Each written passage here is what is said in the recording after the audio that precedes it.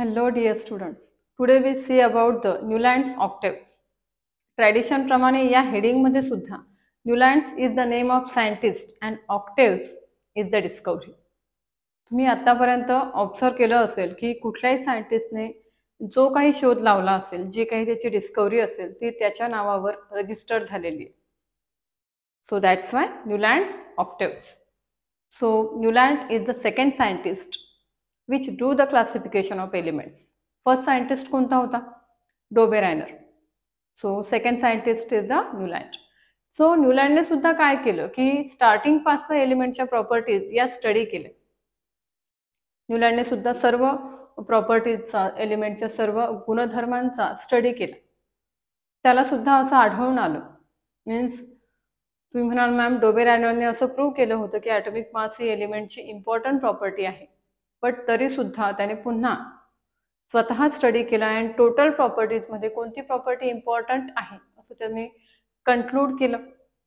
Atomic mass तुमच्या माहितीसाठी या चॅप्टरमध्ये पिरियडिक क्लासिफिकेशन ऑफ एलिमेंट्समध्ये हा पार्ट आहे क्लासिफिकेशन ऑफ एलिमेंट्स आणि त्यामध्ये आहेत 4 सायंटिस्ट. त्यापैकी 3ही सायंटिस्टने कोणत्या प्रॉपर्टीला इम्पॉर्टन्स दिलेला आहे? Atomic mass. सो पहिल्यांदा एलिमेंटची जी प्रॉपर्टी आहे किंवा इम्पॉर्टंट प्रॉपर्टी आहे ती कोणती? Atomic mass. असं कुणी शोधून काढलं किंवा असं ऑब्झर्व केलं न्यूलँडने. मग या 3ही सायंटिस्टचा जो काही एक स्टार्टिंग पॉईंट आहे तो तुम्ही सेम घेऊ शकता. तो स्टेटमेंटला लेंदी करेल त्यामुळे आपण त्याला घेतलं नाही. बघा, ही arrange elements in increasing order of their atomic masses. ठीक आहे, 1 2 3 4 किंवा इन्क्रीजिंग ऑर्डर. 1 2 3 4 म्हणजे काय? Low to high. इन्क्रीजिंग ऑर्डरमध्ये जेव्हा न्यूलँडने एलिमेंटची अरेंजमेंट करायला स्टार्ट केलं, बघा 1 2 3 4 अप टू किती? 7. त्याच्या असं लक्षात आलं की एका ठराविक नंबर नंतर जसं की 1 पासून 7 पर्यंत एलिमेंटची त्याने अरेंजमेंट केली. ठीक आहे, मग 8व्या नंबरचा किंवा 8 नंबरचा जो एलिमेंट होता त्याचे गुणधर्म आणि फर्स्ट एलिमेंटचे गुणधर्म हे सेम होते. मग पहिला आणि 8वा बघा, first and 8th element shows the same properties.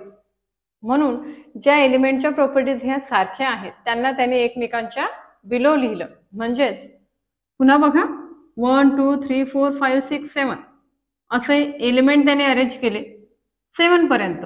मग 8th एलिमेंटच्या प्रॉपर्टीज त्याला फर्स्ट सारख्या दिसल्या म्हणून फर्स्टच्या खाली त्याने किती नंबरचा एलिमेंट लिहिला? 8. किती? 8. पुन्हा बघा अशा प्रकारे त्याने 7 एलिमेंट लिहिले आणि ऑक्सिजन नंतर त्याच्या असं लक्षात आलं की फ्लोरीनच्या प्रॉपर्टीज ह्या कुणासारख्या आहेत? हायड्रोजन सारख्या. म्हणून हायड्रोजनच्या बिलो कोणता एलिमेंट लिहिला? फ्लोरीन. करेक्ट. म्हणजेच काय की न्यूलँडच्या क्लासिफिकेशनमध्ये पॅटर्न असा होता की प्रत्येक पहिल्या आणि 8व्या एलिमेंटच्या प्रॉपर्टीज ह्या कशा दिसल्या त्याला? सेम. आणि यालाच म्हणतात न्यूलँड्स ऑक्टेव्ह. 8 या शब्दाचा मिनिंग आहे ऑक्टेव्ह आणि याचा संबंध हा त्याने म्युझिकल नोट सोबत जोडला. मीन्स तुम्ही म्हणाल की आपल्याला आता म्युझिकचा क्लास लावायचा आहे का किंवा म्युझिक आपल्याला आलं पाहिजे का? मुळीच नाही. एखादी गोष्ट समजण्यासाठी त्या गोष्टीचं नॉलेज सुद्धा पुरेसं असतं. आपल्या सर्वांना म्युझिकमध्ये किंवा संगीतामधले 7 सूर माहिती आहेत.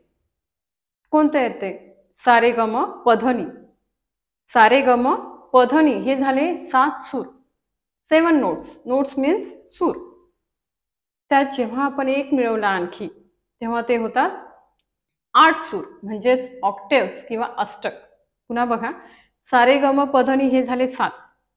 सारे गम पधनी सा हे काय झाले? 8. यामध्ये तुमच्या असं लक्षात येईल की सा नंतर पुन्हा एकदा सा येतो. सा नंतर पुन्हा एकदा सा येतो. याचा अर्थ पहिला सा आणि 8वा सा याच्या प्रॉपर्टीज कशा आहेत? सेम.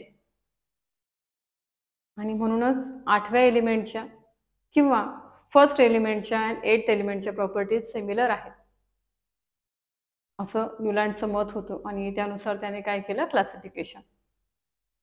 वेस्टर्न नोट्स म्हणजे वेस्टर्न सूर आपल्याला त्यांनी दिलेले आहेत. बघा कोणते आहेत तर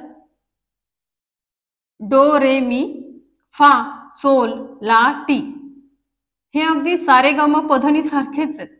only these are the western notes and these are the Indian notes. This is all about the Newland's octaves. त्याचं स्टेटमेंट बघणं गरजेचं आहे. अतिशय छोटं आहे जे ऑलरेडी आपण अगोदर बघितले. बघा, he found that every eighth element had similar properties to the first. He found that every eighth element had similar properties to the first. Newlands octaves वर जर क्वेश्चन आला तर तुम्हाला तो स्टेटमेंटच्या बाबतीत येऊ शकतो 1 मार्क्ससाठी किंवा लिमिटेशनसाठी. सो नेक्स्ट आपण बघूया लिमिटेशन.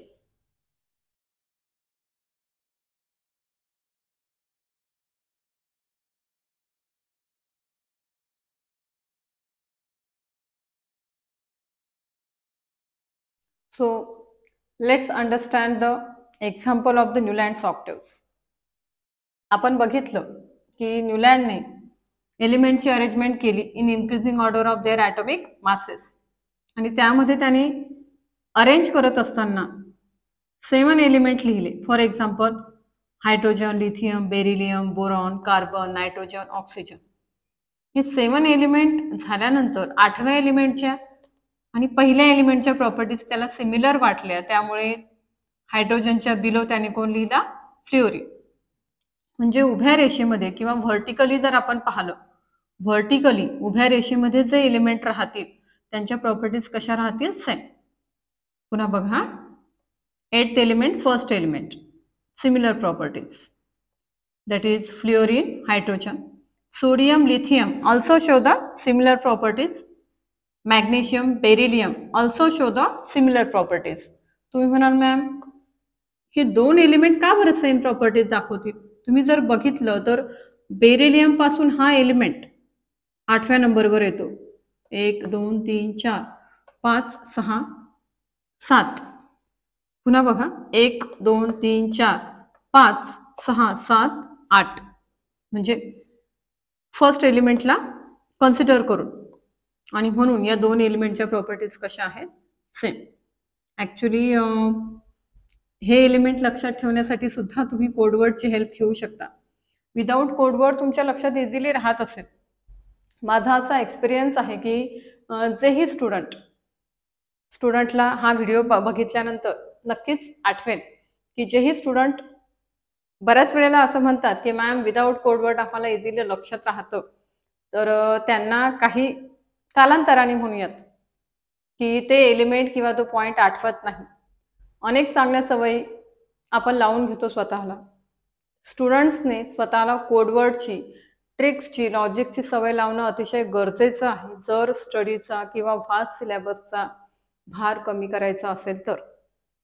सो या 2 ऑक्टेव्सचे आपल्याकडे कोडवर्ड आहेत. बघूया, तुम्हाला हे सिमिलर वाटेल जेव्हा मी तुम्हाला नेक्स्ट कोडवर्ड देईल 1 to 30 एलिमेंट्सचे त्याच्यासोबत. बघा, फर्स्ट ऑक्टेव हाय लिबे बोका न्यू. हाय लिबे बोका न्यू 2 वर्ड करायचे म्हणजेच अल्फाबेट. पुन्हा बघा, हाय हाय लिबे बोका न्यू. इथे हे कंप्लीट झालं. देन फुकट सोमवार मंगळवारच्या आधी. फुकट सोमवार मंगळवारच्या आधी सीताफळे फार सुकली. आणि तुम्ही म्हणाल मॅम लक्षात कसं ठेवायचं?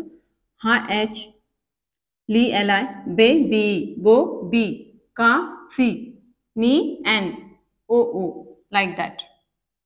सो या कोडवर्डच्या मदतीने तुम्ही एक्झाम्पल्स लक्षात ठेवू शकता. So next see about the limitations of the Newlands octaves.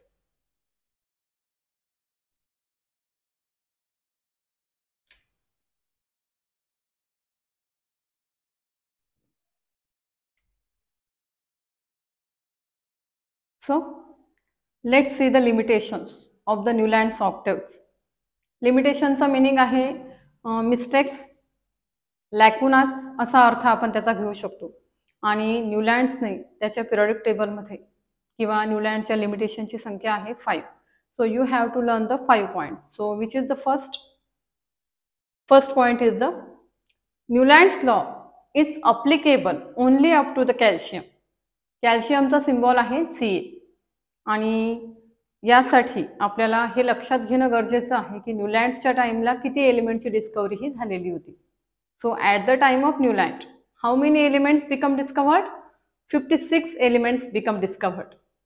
So 56 पैकी आपण बघू शकतो की कॅल्शियमचा ॲटॉमिक नंबर आहे 20 आणि कॅल्शियमपर्यंतच तो एलिमेंटची सक्सेसफुली काय करू शकला? अरेंजमेंट. ठीक आहे. Next one is the Newland try to fit और try to fix all elements into the 56 boxes.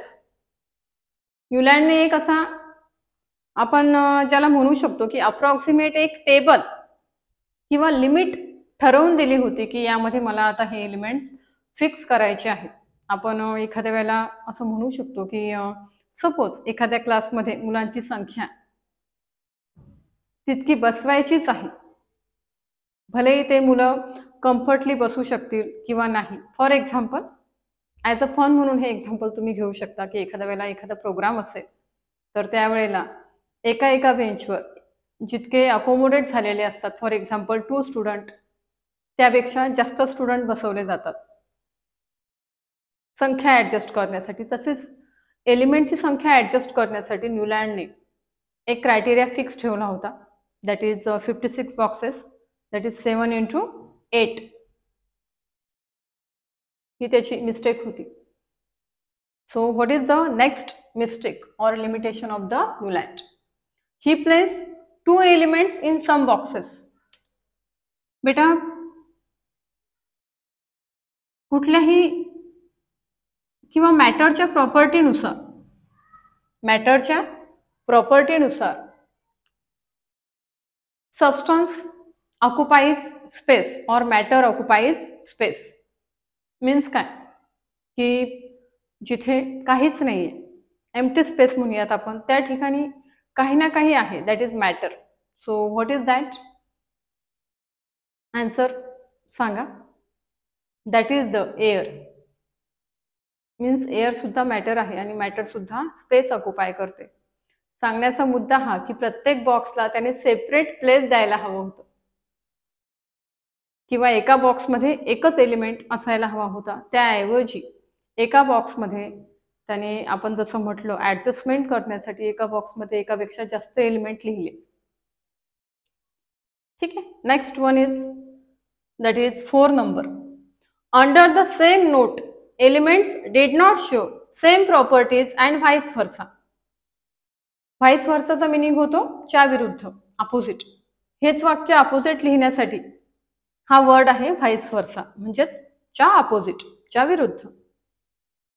बेटा अंडर द सेम नोट म्हणजे एका नोटच्या खाली आपण बघितलं की त्याने ज्या एलिमेंटच्या प्रॉपर्टीज न्यूलँडला सिमिलर वाटल्या होत्या तो एलिमेंट त्याने फर्स्ट एलिमेंटच्या खाली लिहिला.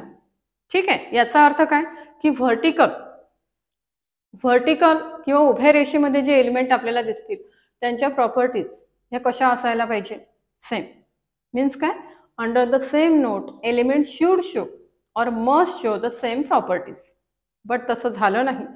बऱ्याच ठिकाणी जसं की वेस्टर्न नोट आहे हा DO, याच्या बिलो जो एलिमेंट आहे म्हणजे 2 एलिमेंट लिहिले गेले, सपोज कोबाल्ट अँड निकेल, तर यांच्या प्रॉपर्टीज हे ट्रान्झिशन एलिमेंट असल्यामुळे यांच्या प्रॉपर्टीज कशाशी सिमिलर आहेत?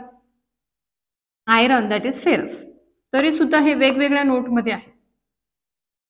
ठीक आहे. म्हणजे सेम प्रॉपर्टीज असणारे दूर होते अँड डिफरंट प्रॉपर्टीज असणारे एलिमेंट हे काही ठिकाणी एकाच नोटच्या अंडर होते. जसं की TI या नोटमध्ये ऑक्सिजन, सल्फर जे की नॉन मेटल आहेत आणि त्यांच्यासोबत काय लिहिलं गेलं? काय? Metal that is the transition metal. So that is also one of the mistake. So what is the next? 5th mistake आहे he did not think about the undiscovered elements. Actually day by day एलिमेंटची संख्या ही वाढत होती, element discovered होत होते. अशा वेळेला सायंटिस्टचं काम होतं की जितके एलिमेंट आता आहेत ते सक्सेसफुली आपण क्लासिफाय करावे and also think about the future और अनडिस्कवर्ड एलिमेंट जे त्याने केलं नाही. So these are the 5 limitations of the Newlands octaves. तुम्ही नोट्ससुद्धा लिहू शकता अँड सेपरेट व्हिडिओसुद्धा नोट्ससाठी आपण अपलोड करणार आहोत. सो या नोट्स आणि टेक्स्टबुक रीड केल्यानंतर तुम्हाला अगदी आउट ऑफ मार्क्स घेण्यासाठी आणखी कशाचीही आवश्यकता पडणार नाही. If you have any difficulty please tell me. Thank you.